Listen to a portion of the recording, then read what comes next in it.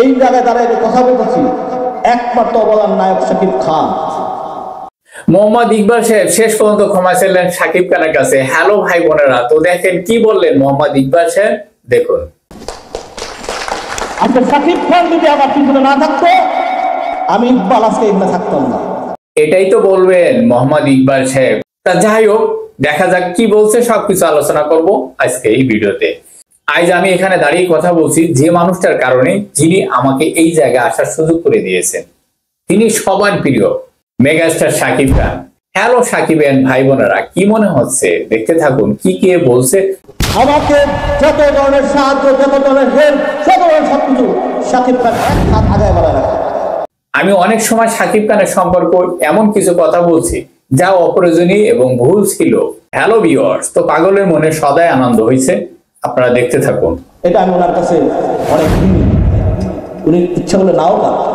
আমার সেই আচরণে শাকিব খান এবং তার ভক্তদের মনে কষ্ট দিয়েছি, যা একদমই ঠিক হয়নি। ঠিক তো স্বীকার করলেন ভাই? আজ আমি মোহাম্মদ ইকবাল সাহেব হয়েছি একমাত্র শাকিব খানের কারণে। আপনাদের সামনে দাঁড়িয়ে আমি অনুভূতি প্রকাশ করতে চাই। কি বলবেন ভাই, বলুন।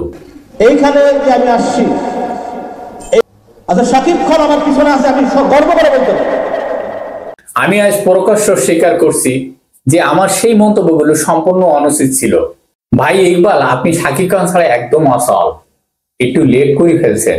তো শাকিব খান শুধু একজন সুপারস্টার নয়, তিনি একজন অনুপ্রেরণা, যার অবদান আমাদের চলচ্চিত্র জগতে। ও তাই? ঠিক তো, বরং আমি তার সঙ্গে মিলেমিশে কাজ করতে চাই। শাকিব খানের প্রতি সম্মান জানিয়ে আমাদের ইন্ডাস্ট্রিকে আরো ভালো ছবি উপহার দিতে চাই। আমি সকল শাকিবিয়ান ভক্তদের কাছে ক্ষমা চাচ্ছি হাত জোর করে। আপনারা তার পাশে ছিলেন এবং আমি আশা করি আপনারা সবাই আমাকে ক্ষমা করবেন। হ্যালো সাকিবিয়ানরা, আপনারা ক্ষমা করবেন? কমেন্ট করে জানাবেন কিন্তু। এবং আমাদের সম্পর্ক আরো দৃঢ় হবে। আমি চাই ভবিষ্যতে শাকিব খানকে নিয়ে আরো বড় বাজেটে সিনেমা বানাবো। এই কারণে আমি সবার কাছে ক্ষমা প্রার্থনা করছি। ওভারঅল ভিডিওটা ছিল এ পর্যন্ত। শাকিব খানের কাছে শেষ পর্যন্ত ক্ষমা চাইলেন মোহাম্মদ ইকবাল।